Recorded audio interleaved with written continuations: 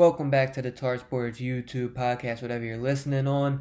If you were tuned in with us last week, we absolutely smashed the UFC Nashville card, and we're here to do it again for UFC 318. Let's get into it. Starting from the top, guys, Dustin taking on Max. I'm extremely excited for this fight. I don't think there's a more entertaining fight you could make right now. I know these guys have fought twice already, but looking back on it, the first time they fought, it was Max's UFC debut. Dustin at 140 was still at 145, obviously. At the time of their first fight, it just was not the level that they're at right now. And their second fight, Max took it short notice, going up to 155. He spoke on that move up when he first moved up to 155 and talking about how he was just put on weight to put on weight, and now he's just in better shape, and I believed him. He looked great versus Justin Gaethje, absolutely dominated that fight, so I think we're going to see a completely different fight this time around. This is Dustin Poirier's retirement fight. I don't think there's a better fight to go out, but guys, he's been hard to read his last few fights. He looked amazing versus Islam Makhachev. I mean, that was arguably a 2-2 going into the fifth round before he got submitted.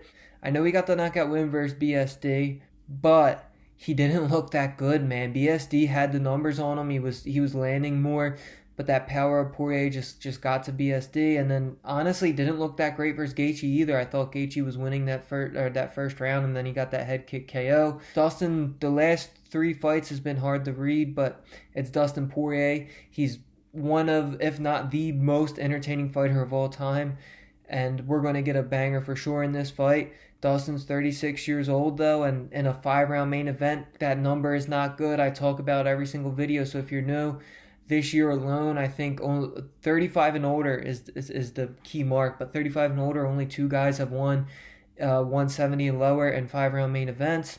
The retirement fights just don't have a good history. Now, I will say this, Dustin Poirier is retired. He's 36, but he's retiring young compared to a lot of guys. We've seen guys like Frankie Edgar didn't want to call it quits. It's a shame. My favorite fighter of all time, and he just didn't know when to call it quits. We see a lot of other guys. Tony Ferguson doesn't know when to call it quits, but this seems like Dustin is happy with his career. He's going out on his own terms, so it might be a different type of retirement fight. But either way, guys, these guys are tough, man. We've seen them in absolute wars, both of them. It's going to be a hard one to pick, but I'm going Max Holloway in this one by decision. I don't think he's going to finish Dustin, but give me Max Holloway by decision. I think him being a full-time 155er now, he's putting on the correct weight. I think moving up instead of down in your career is a huge advantage. Guys want to cut this weight, and then they see them get knocked out because they're cutting all this weight. They're taking the juices from their brain to hydrate the body. Give me Max Holloway in this one by decision. Costa taking on Kopylov in the co-main event. Costa's just 1-4 in his last 5, but Kopylov is the complete opposite, 4-1 in his last 5. This is just going to be a banger. I know Paulo Costa doesn't have the best record in his most recent fights, but all of his fights have been entertaining. That's for damn sure. Kopylov is as entertaining as they come. These guys are extremely durable too. All right, Kopylov has never been knocked out. Costa's only been knocked out once versus Israel Adesanya. Kopylov is the more technical striker in this fight. I think Paulo Costa is an absolute brawler, and he'll do some crazy things like we seen versus Robert. He almost finished Robert Whittaker. He lost that fight, but he almost finished Robert Whittaker with a spinning heel kick, I think it was, or some type of head kick. But yeah, Paulo Costa, I think he was just mentally beat down by Izzy. I think that loss took way more of a burden on him than it should have, and he just hasn't recuperated since. I think Kopylov is in a great headspace. I think he has been on an absolute tear. That's why he's the favorite in this fight. Now, this is hard for me. I like Paulo Costa. At this point, though, it's more like, well, how many times can we trust Paulo Costa?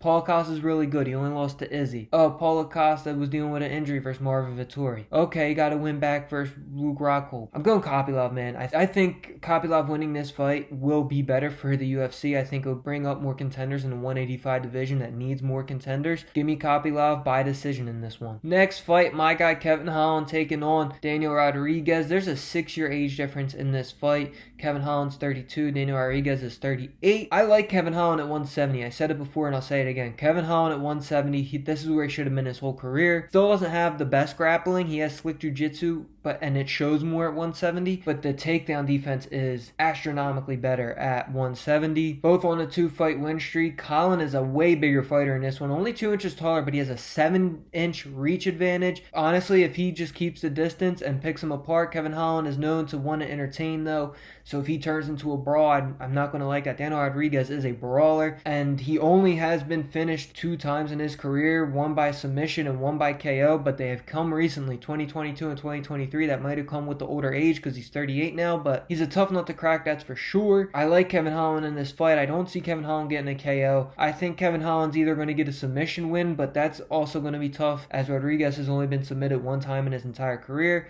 So I'm going to go the safe route. Give me Kevin Holland by decision in this one. But this is going to be an entertaining fight. This card, it doesn't have it doesn't have any title fights, but this card has entertaining brawlers on the and guys that will stand and bang on this card. Next up, Pitbull taking on Dan Ige. Guys, I like both these fighters, man. I've been a fan of Pitbull in Bellator, but he had a very underwhelming UFC debut versus Yair Rodriguez. Looking at this matchup, I honestly think Pitbull does have more ways to win this fight, and this is going back all the way to 2021 with Dan Ige. Dan Ige was taken down and controlled by the Korean Zombie. When have we ever seen the Korean Zombie grapple like that? Dan Ige, he does have some weird submission wins on his resume. I don't think too many in UFC. I think it was more on the regional scene if I remember correctly. Ige only has a 58% takedown defense. Pitbull is 38 though, alright? So I'm saying all this in favor of Pitbull, but Pitbull is 38. We gotta remember this. He's new to the UFC. He's a fun new fighter for us to be entertained by,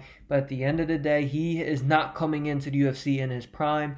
It would have been fun to see him in his prime in the UFC, but that's just not the case here. If he gets hit by 50K Ige, man, this dude puts people out, alright? 7 KOs in his career at featherweight. Never been knocked out either. He's extremely durable. He's actually never been finished, never KO'd or submitted. He does struggle in the grappling game, but Ige has never been submitted. This is a tough one for me. This is honestly probably the toughest fight to pick. If Pitbull was a little bit younger, I'd be 100% in on him, but that age 38, he looked terrible in his UFC debut, but could have been jitters, alright? He never had an audience that big. I'm going to go Pitbull on this one. Something's up, man. I don't like Pitbull at 38 at 145, but someone trust him enough to put him back on pay-per-view. Give me Pitbull in this one by decision. Next up, Michael Johnson taking on Daniel Zellhuber, I believe that's how you pronounce it. 13-year age difference in this one, guys. Michael Johnson is 39 years old at 155. I do not like that at all. Daniel is 26 years old. Like I said, 13-year age difference. Johnson is on a 2-fight win streak. Zellhuber's coming off a loss. I mean, Johnson, what can I say? Other than the age, though, I mean, that resume is stacked. He's fought Habib. He's fought Dustin Poirier. He's fought Tony Ferguson. He's fought a lot of guys, a lot of Beneil Dariush. He's fought a lot of good competition. Justin Gaethje, and he's seen it all. So Zellhuber, he doesn't have anything that Michael Johnson hasn't seen. The only thing that does concern me is Michael Johnson's age in this one, but that has concerned me the last 3 years, honestly, and it's proven. Now, he was on a terrible skid, but as of late, 2-fight win streak. I do think Johnson does have slick stand-up, man, but I think Zellhuber, I think he has way more output. Johnson's the way better on defense. He doesn't get hit as much. For these odds, now if we're just picking to win the fight, Zellhuber's probably going to win this fight. 13-year age difference is absolutely insane. But for the odds, Michael Johnson plus 400 to be the young and up-and-comer plus 400. What has Michael Johnson not seen? I promise you Zellhuber has nothing for Michael Johnson that he has not seen before. I think it's going to be due to old age that he loses this fight. I like that plus 400. I really do. I think I'm going to sprinkle that money line. Now, just to win, give me Zellhuber by decision, but for betting purposes, give me Michael Johnson plus 400 on the money line. Next fight, the featured prelim, Vinicius Oliveira taking on Kyler Phillips. Guys, I am extremely excited for this fight. Both mix it up very well. Vinicius is a crazy finisher, 18 finishes and 22 wins. Kyler Phillips, not so much a finisher, but he does get some, 7 finishes and 12 wins. This is going to be a dog fight, guys. This is going to be an absolute war. I truly think that. So I don't see much grappling in this one. I really don't. I think both guys are going to be scared to grapple because they don't want to gas, because they know. I think both guys know this is going to be a dog fight. This is going to be brutal, man, and this is a tough fight to pick in my opinion. This fight and the Pitbull and Ige fight are the 2 hardest fights to predict on this card, but I'm going to go Vinicius Oliveira in this one. Usually when it's a toss-up, I truly do go with the American, but Vinicius Oliveira, man, I have just been truly impressed with him. Now, Kyler Phillips, I've been impressed with him too. He comes from a great gym, MMA lad, trains with straight savages like Marcus McGee, Sean O'Malley. But Vinicius Oliveira, that killer instinct he has, that flying knee KO that he has. Kyler Phillips probably does have a little bit better of a resume, but there's just something about Vinicius Oliveira, and Vegas agrees with me. He's the favorite in this one, and I'm going to go Vinicius Oliveira in this one. Kyler Phillips doesn't really get finished too often.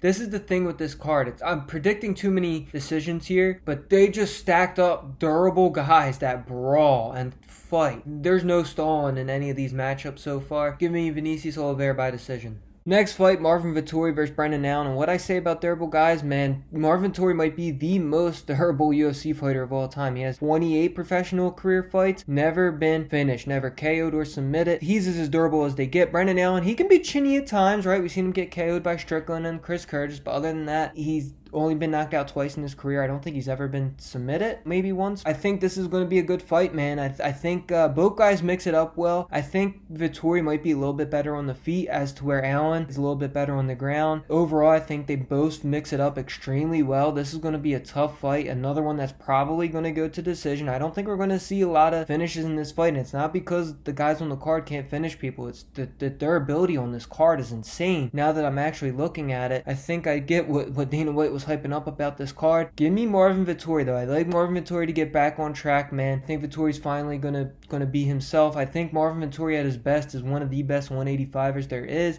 Give me Marvin Vettori. Next fight, Varenikov taking on Prado. I probably butchered that name, but who cares, guys? This is a huge age difference in this one, all right? Prado is 23 years old. Varenikov, 35 years old. Both these guys have not had much success in the UFC, man. Prado is 1-3. Varenikov 0-3. 35 years old and a lower weight class. I don't really like it too much. I always say just blindly bet the OV fighters, guys that last name ends in OV, and you're getting one at plus money this fight. But I think Prado's, I believe, with American Top Team. He's with a great team. He's only 23 years old. He's already seen some UFC experience. Give me Prado in this one, and he's going to get a finish. This is the first fight I'm predicting that's going to be a finish in this one. Prado mixes it up very well. I believe he has 6 KOs and 6 submissions, but give me Prado by KO in this one. Next fight, Gaultier taking on Valentin. They're going to feed this kid Gaultier absolute cans until he makes a name for himself, and they've been building up extremely well. This kid has insane power, 7 wins, 6 KOs, and Valentin doesn't grapple. The key to beat Gaultier, grapple. You got to wrestle him. And Valentin is not a good grappler at all. The UFC knows what they're doing with this matchup. Give me Gaultier by first round KO in this one. Next fight, Adam Fuga taking on Islam Dulatov. There's a 10-year age difference in this fight. Dulatov is an amazing grappler. Fuga does not have any grappling whatsoever and only 50% takedown defense. Give me Dulatov in this one, probably by a submission or ground and pound KO, but I think he's getting a finish in this one. Not much said. I think this is the biggest favorite on the card, second behind the fight we just did, and I think it's for a reason. Dulatov has way more ways to win this fight. His grappling's relentless. Give me Dulatov in this one by submission or KO. Next fight, Jimmy Crute taking on Marcin Petrino. Guys, what do we know about Petrino? Petrino does not do good versus the grappling. We know Jimmy Crute can mix it up. He's on a losing skid, but I do like Jimmy Crute to get back in the win column with this fight. Petrino just lost by submission his last fight. I think Jimmy Crute can get a submission win in this one. There's a 7-year age difference in this one, and Jimmy Crute's been in the UFC for a while now. He's fought guys like Jamal Hill. Jimmy Crute's talent's there. I truly believe that. I know he's been on a losing skid, but every fight he shows something. I think Petrino is way past his prime. It wouldn't surprise me if he gets cut after this. If he loses, give me Jimmy Crute by submission in this one. Next up, Span versus Brzezicki. This is the shitter fight of the week, alright? Both 1-4 in their last 5. Span has more ways to win this fight, though. I mean, listen, Span was fighting. I broke this down last card, and it might have not made sense in the moment, but when reality hit, it worked out. Span was terrible at 205. Now he's been fighting at heavyweight. Brzezicki is a heavyweight, and he's been terrible. The talent difference between 205 and heavyweight is extreme. The heavyweight is probably the least talented overall division. Now, you got top guys that are absolutely amazing, like Tom Aspinall, Cyril Gahn, Curtis Blades, guys like that. But overall, the bottom of the barrel heavyweights are just differently bad. They're differently bad versus any other division. So that being said, give me Ryan Spann in this one. And honestly, it wouldn't surprise me if Ryan Spann got a submission in this one either. Next fight, Ferreira taking on McVeigh. This is McVeigh's UFC debut. He was supposed to be on the card, I believe, like 2-3 weeks ago. I think it was Baku he was supposed to be on. But fights just kept falling through. He's supposed to fight Dumas, and everything just kept not happening. So McVeigh landed this card. But guys, this is a mean. The UFC did him dirty with this first fight. This is a terrible guy to verse in your first UFC fight. Bruno Ferreira is a savage. He's 4-2 in UFC, a bunch of KOs. He's a finisher. When he smells blood in the water, he attacks. And Ferreira, guy, how can you not pick a guy that's 4-2 in UFC? He's UFC proven. I like Ferreira a lot. And, I mean, McVeigh, he could be the next best thing. We could look back in a couple years and say, dang, I can't believe he picked against McVeigh. But someone in their UFC debut versus someone that is UFC proven, give me the UFC proven guy. Give me Ferreira by KO in this one. Next fight, Judice taking on Cagliari, guys. And I don't really know much about these women. I know both of them only have one win in the UFC. Judice 1-2 in UFC, Cagliari 1-1. I don't understand these odds, and I never do. Women's MMA, this low level, give me the underdog every single time when it's plus this much. Give me Cagliari by decision. That does it for UFC 318 full card predictions. Let's have another amazing card, guys. UFC Nashville, I believe we were up over 10 units on the card.